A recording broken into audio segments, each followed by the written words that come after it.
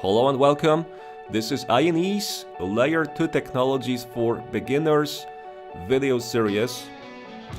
My name is Peter Goluzny. I've been with INE for almost 2 years, working on different video content. As you can see, I am a CCNA, CCNP, and CCIE certified network engineer. I have over 12 years of experience in networking. This series was generally designed with two groups of people in mind.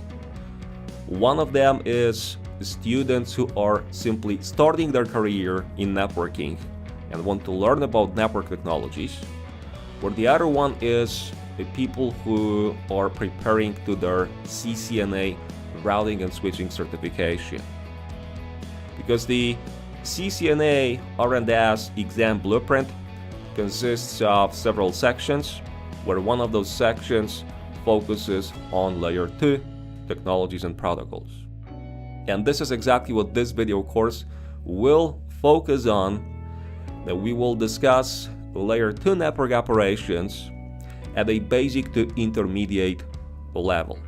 A great starting point for anyone who's looking to go into the field of networking and wants to be able to manage or administer modern networks. First section of this course is going to be dedicated to Ethernet. I'm going to make an overview of the technology.